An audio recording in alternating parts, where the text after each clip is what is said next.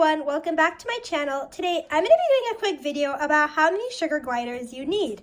It's pretty common knowledge in the pet community that sugar gliders are extremely social and you should always have 2 or more.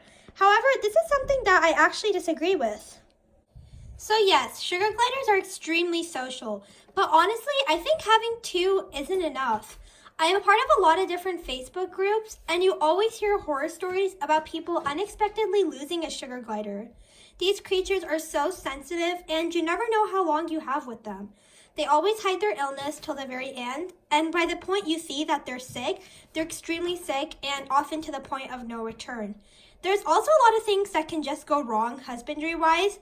It's really easy for you to have, even with a safe pouch from an approved vendor, it's really easy for one glider to get something caught on a loose thread and for you needing to quarantine them and keep them separate from the other glider. Even if you don't have a sugar glider that necessarily passes away, it's very likely that they could get sick. Sugar gliders, especially in the US, don't have the best genetics. A lot of them are inbred, so unless you're buying from a very reputable breeder, you don't really know any internal problems they might have. So if you do have a sugar glider that gets sick and needs to be quarantined, it could be a really sad situation because you're going to have a lone glider and it could suffer from depression. Also, it's important to remember that in the wild, sugar gliders live in huge colonies. It's not natural for there to be just 2 because oftentimes you'll have one sugar glider that's overly dominant. I think the hierarchical structure can work a lot better if you have more sugar gliders, because then if you do have a dominant sugar glider, that dominance is being spread out over all the different sugar gliders instead of just one. So honestly, even though a lot of people say that having 2 gliders is the absolute minimum, I really believe that it should be bumped up to 3. A lot of people have started pushing for this in rats and mice because they live such a short lifespan. Sugar gliders do live longer, 10 to 15 years, but like I said, there's a lot of things that go wrong, and if you do have a sugar glider unexpectedly die or pass away or need to be permanently separated, you don't want to be in that type of situation. If you do have a sugar glider that unexpectedly dies or for some reason needs to be permanently separated, it's going to be really difficult for you in that time to find another sugar glider. Even though they are becoming a little bit more common in the pet trade, they're still really exotic pets. And breeders often have really full waiting lists, and you might have to wait months before you can get a joey. Rescues also can have sugar gliders, but they don't always. So if you are in a pinch situation, you might not be able to find a sugar glider fast enough. Along with their uniqueness comes a high price tag.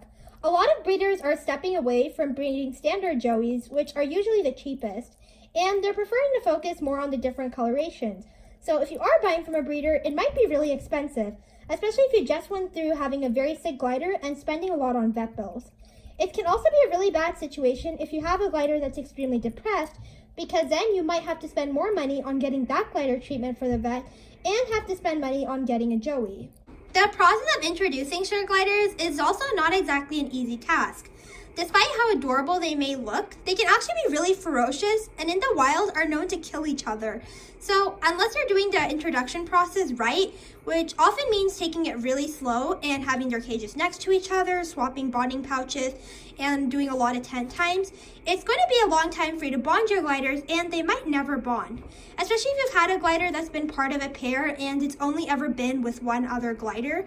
When that glider passes, they're going to be very depressed and they might not want a new partner immediately. The bonding process is also super time consuming and it can just be something that new owners don't want to deal with. This is why I always recommend getting gliders in trios from the breeder or from the rescue. A lot of the times they'll do the introductions for you, so you don't ever have to worry about bonding gliders. It's also great that in case you have an unexpected death, you need to quarantine gliders, or you have a glider that just can't be housed with other gliders, you are not going to be in a super stressful situation and need to get another glider immediately. Now, I'm not saying that everyone with a pair of gliders is abusing their gliders. Sugar gliders are expensive and getting them can be a really difficult, long process. If you don't have any breeders near you, you're going to have to pay for shipping, which is an extra $300 on top of an already expensive glider. So I completely understand why a lot of people prefer to keep them in pairs. I just think it's important to acknowledge that having trios or larger groups is probably the most ideal situation, and I think it's something that everyone should consider. A lot of the times, breeders are willing to give you discounts if you're able to take multiple, And larger colonies that are being rehomed have a larger time finding homes than pairs of gliders, so you also might be doing yourself and your sugar gliders a favor. I hope you guys enjoyed this video. Let me know what other sugar glider content you'd like to see. There's not a lot of people doing proper sugar glider here on YouTube, so I'd love to bring a little bit more of that. Thank you for watching.